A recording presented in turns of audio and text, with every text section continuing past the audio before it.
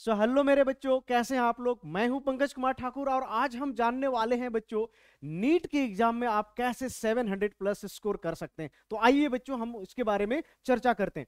तो देखो बच्चों, सबसे पहले आपको करना क्या है कि कैसे, सबसे पहले तो आपको ये जो वर्ड आपको दिख रहा है ना, क्या लिखा हुआ है, सिलेबस।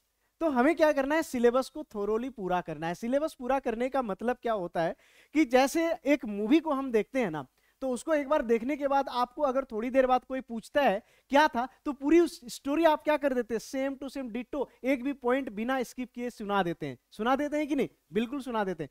तो हमें सिलेबस को भी वैसे ही पूरा करना है। मतलब अगर कोई चैप्टर है तो उस चैप्टर में जितनी भी चीजें हैं उनको एक एक करके हमें क्या करना है, याद रखना है माइंड में, उसका एक माइंड मैप बनाना है और उससे रिलेटेड जो भी क्वेश्चंस हैं वो सारे हमें क्या करने हैं, प्रैक्टिस करना है। तभी हमारा माना जाएगा कि हमने सिलेबस पूरा किया। अदरवाइज हमने क्या किया, जैसे एक चैप्टर पढ़ लिया, जैसे सॉलिड स्टेट आपने पढ़ लिया, हाँ नोट्स बना लिए, उसको बहुत अच्छे से अपने नोट्स बना लिए, बहुत अच्छे से लेक्चर अटेम्प्ट हमने लेक्चर भी देखा, लेकिन क्वेश्चन प्रैक्टिस नहीं किया, तो हम इसको नहीं मानेंगे कि सिलेबस हमारा पूरा हुआ है। ठीक है, वो चैप्टर हमारा अच्छे से कवर नहीं हुआ है। तो अच्छे से कवर होने के लिए क्या होना चाहिए, उस चैप्टर के क्वेश्चंस आपको आने चाहिए, उस पर प्रैक्टिस जितना ज्यादा से ज्यादा क्वेश्चन करो तभी आप कह सकते हो कॉन्फिडेंटली कि हाँ ये चैप्टर हमारा हो गया। तो पहला हो गया। दूसरी बात हम क्या करते हैं, क्वेश्चन प्रैक्टिस की बात करते हैं।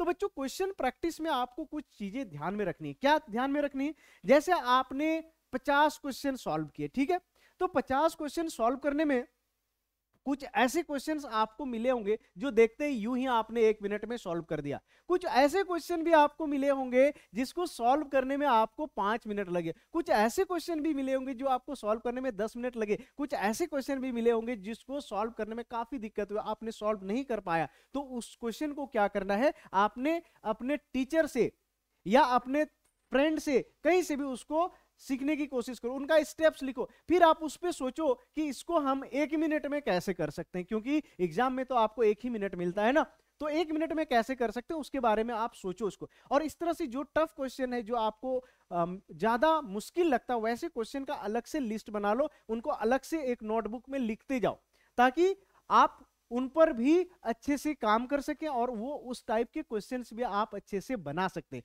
ठीक है, तो ये बात आपको ध्यान में रखनी है। Question practice more and more, ज्यादा से ज्यादा क्वेश्चन प्रैक्टिस। अगली बात की हम बात करते हैं स्टडी मटेरियल्स।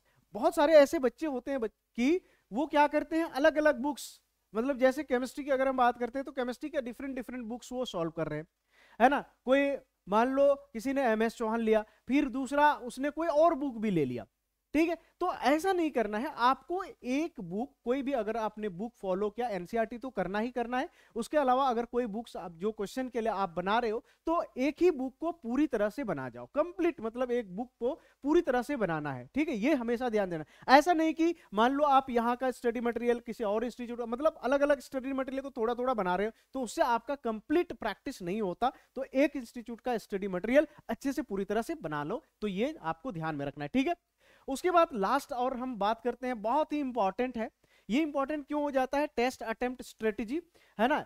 और हमारे मन में आता है कि हम कब स्टार्ट करें ये टेस्ट जो है, टेस्ट का प्रिपरेशन या टेस्ट हम कब से देना, मॉक टेस्ट कब देना स्टार्ट करें। अब पता चला कि एग्जाम हम सोचते हैं कि सिलेबस कंप्लीट हो जाए फिर टेस्ट देंगे, तब तक में आपका टाइम भी खत्म हो जाता है। तो आप क्या करेंगे, जैसे जैसे सिलेबस होता जा रहा है वैसे वैसे आपको साथ ही साथ टेस्ट भी अटेम्प्ट करना है। ठीक है, टेस्ट अटेम्प्ट का तो ये रहा। उसके बाद अब जैसे ही एग्जाम में आप जाते हैं, हमेशा ये ध्यान में रखना कि एग्जाम में जाने के पहले, जैसे मेन जो आपका एग्जाम होगा वहां पर जिस नीट का, तो उसमें क्या होता है, बहुत सारे बच्चे क्या होते हैं, क्वेश्चन पढ़ते हैं, स्टार्टिंग से देखते जाते हैं और पूरे 3 घंटे पार हो जाते हैं, लेकिन सारे क्वेश्चन पे तक वो नहीं पहुंच पाते हैं। तो इसके लिए आपको सबसे आसान तरीका मैं बता रहा हूं, वो आसान तरीका ये है कि आप क्या करेंगे, जैसे आपको क्वेश्चन पेपर मिल गया, तो क्वेश्चन पेपर मिलते ही आप क्या करेंगे, पूरे, है ना, उस क्वेश्चन को एक एक करके क्वेश्चन को देखते जाओ। और जैसे आपने उसमें बहुत सारे ऐसे क्वेश्चन आपको मिलेंगे जो आप एक ही निगाह में देखते ही आपको पता चल जाएगा इसका आंसर ये, तो आप क्या करें, उनको पहले सॉल्व करके, मतलब उनका आप ओएमआर सीट में उसका आंसर को, रिस्पॉन्स को आपको टिक कर लेना है। ठीक है, उसमें आप फिल कर लेंगे। ऐसे कर लेंगे। उसके बाद कुछ क्वेश्चन ऐसे मिलेंगे जो आपको तो लगता है इसमें अगर मैं काम करूं, थोड़ा सा माइंड लगाऊं तो ये क्वेश्चन बन जाएगा। फिर उसको क्या करना, उसको जो क्वेश्चन आपको लग रहा है बन जाए उसको स्टार लगा के रखना है ना, स्टार बना के रखना उसको, ठीक है। और बाद में जब पूरा क्वेश्चन पेपर आप एक बार गो थ्रू हो गए, बहुत सारे क्वेश्चन आपने तो देखते ही बना लिया, उसके बाद आप इन स्टार्स वाले में आओ, इनको सॉल्व करो। फिर उसके बाद कुछ इससे भी लेवल के क्वेश्चन, उसका अलग मतलब अपना अपना अलग अलग तरीका होता है मार्क करने का, तो वो ऐसे आप क्या करते जाएंगे, मार्क करते जाएंगे, सो दैट कि आप फाइनली क्या कर सकते हैं, जितने भी क्वेश्चंस हैं, है ना, ऑल आप क्या कर सकते हैं, ऑल क्वेश्चंस आप क्या कर सकते हैं, विजिट कर सकते हैं। All questions can be visited, मतलब सारा क्वेश्चन आप क्या कर सकते हैं, उसमें देख सकते हैं, ठीक है ना। सारे क्वेश्चन आप इस तरह से एक बार गो थ्रू होंगे, तो इससे क्या होता है, क्वेश्चन आपका नहीं छूटेगा। तो बच्चों इन सारी बातों को अगर आप ध्यान में रख के तैयारी करते हैं, तो आपको डेफिनेटली ये जो हमने लिखा है 700 प्लस, ये बहुत आसानी से आप स्कोर कर सकते हैं। आप ही के जैसे बच्चे क्या कर रहे हैं, स्कोर कर रहे हैं 700 प्लस, है ना, और उनको एम्स मिल रहा है, ठीक है, एमबीबीएस कॉलेज में एडमिशन मिल रहा है। तो ये आपको ध्यान में रखना है, ठीक है बच्चों। So thank you very much, आगे फिर मिलेंगे।